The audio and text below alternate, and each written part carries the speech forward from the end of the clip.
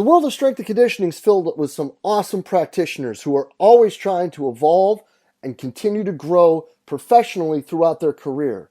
The problem with many of us, though, is finding a new outlet, a new way, and a new perspective on the questions that we may have, whether it be programming, whether it be situational with dealing with coaches, or whether it be career advice. Because all too often what happens is we get stuck in with the same group of friends and the same group of colleagues that we reach out to for advice repeatedly over and over again. But what we should really be looking for is different perspectives, different people who have been through different situations who can help us make better decisions both for ourselves and our athletes. And one awesome place to start with that is the forums in the Strength Coach Network. In the forums in the Strength Coach Network, you'll be able to reach out and get feedback, input, and advice from coaches from all over the world. From everything from career advice to training modalities to programming, there's people there just for the same reason as you are, to try to get better, to learn, to share information, and to grow the field of strength and conditioning. So hop on over to strengthcoachnetwork.com/CVASPS, that's strengthcoachnetwork.com/CVASPS, to dive into all that great content today and get your 48-hour trial for only $1. I look forward to seeing you in the Strength Coach Network. Hey everybody, and welcome to part 8 of the Metric Minute, brought to you by Vault Performance. I'm Kareem Jakawi, and today we'll examine the overall eccentric phase. This episode is a little denser, but understanding the concepts will really pay off. So let's go. A counter movement jump always starts with the athlete standing upright at zero velocity. This gentleman has a mass that's being pulled down by gravity at a constant force. In this case, 1,000 newtons, or roughly 225 pounds. Since he's pushing into the ground with an equal but opposite force, they're in balance and he stands still. To initiate his descent for the jump, he pulls away from the ground slightly and coils downward. Doing so changes the force balance like a seesaw. Since gravity is now larger, he accelerates downward. He will continue to accelerate downward until he passes this point of maximum eccentric velocity. His force output increases over time and decelerates his body until he's at zero velocity again, but this time at the bottom of his squat. He started at zero velocity, went into impulse det to build speed, then had to go above and beyond body weight to return to zero velocity. However, he's now loaded elastically and ready to triple extend. These two impulses will always be equal. To summarize these concepts, a powerful, explosive athlete will display an aggressive unloading phase, which will require them to hit the brakes hard and fast. This check mark is highly beneficial because they can achieve huge forces at zero velocity in minimal time, both of which are desirable athletic traits we discussed in previous episodes.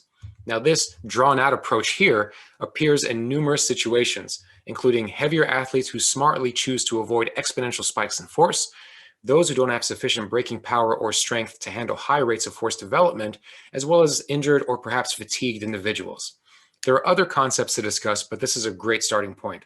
Tune in next time to learn more about the connection between the eccentric and concentric phases. Until then, please feel free to reach out to myself or any of my colleagues at Vault. Thank you. Hey, what's happening, everybody? DeMayo coming at you with this week's edition of My Thoughts Monday. Wow, what a week. We found our great little vocation here smack dab in the middle of national controversy. And I really think that I couldn't be prouder to be a strength and conditioning coach today for a couple of reasons that I want to touch upon. You know, obviously, this is in reference to the happenings and the discrepancies between the two basketball tournaments. We can get into all of that, right? We can get into, the equipment and the gear bags and the food and, the differences between the two. And we can get into all of those things at another date. Obviously, those things have been addressed and those things have been brought up and those things have been talked about. But what I really want to talk about is two things that make me proud to be a strength coach today. Two things that I really am happy to have seen. The first thing that I'm proud of is to be part of a group with such great young leadership. There were a lot of people that were in that bubble down in San Antonio. It really took a chance to make sure that they stood up for what's right. And they used their voice and they used their platform to showcase these issues.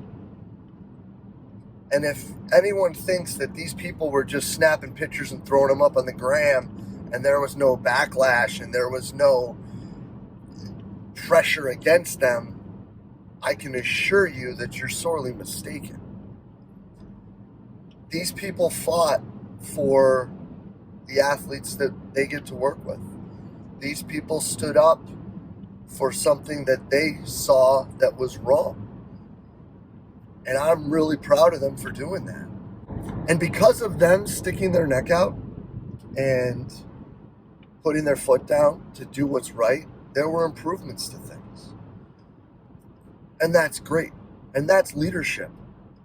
That's 100% leadership. It is looking at a situation, doing what's right, and then getting people to follow you, which is the second thing that I'm super proud of right now.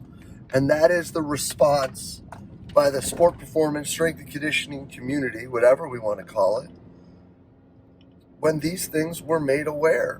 You know, when these posts hit and these messages hit and this information came out that there were these mass disparities, the entire strength and conditioning community rallied around them to show support, not just for the athletes, but for these great coaches who were stuck in a situation where things were not being done right.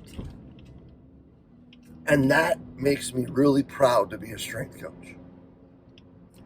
Because what it shows is that we put our money where our mouth is.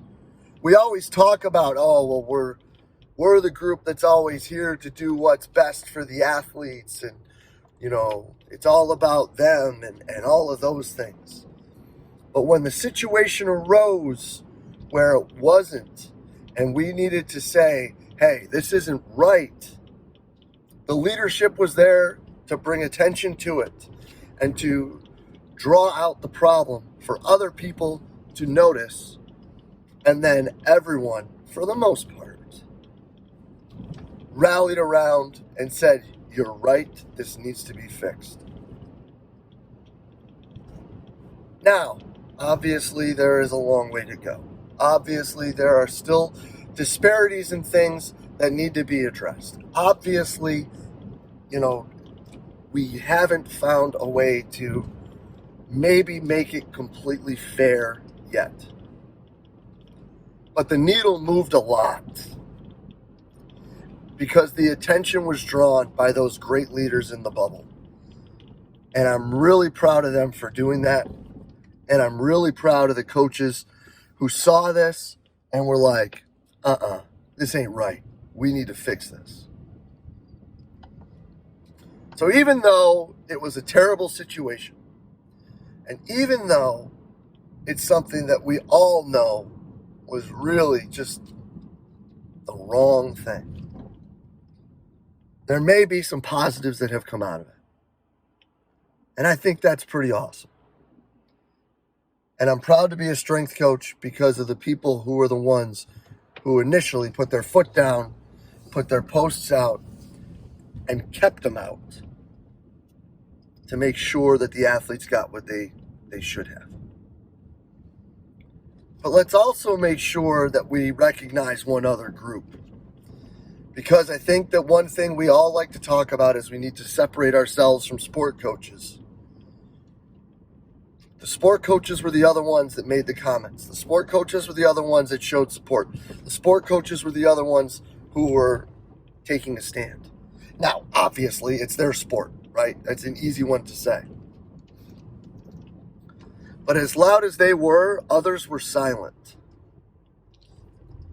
And the only time words speak louder than actions is when you're in a situation like this and all we hear is crickets. But you know what? I think that's probably something we can think about and talk about over brunch one day. But as always, I truly appreciate everything you do for us here at Central Virginia Sport Performance. I'm proud to be a strength coach today, and I hope you are too. See you next time.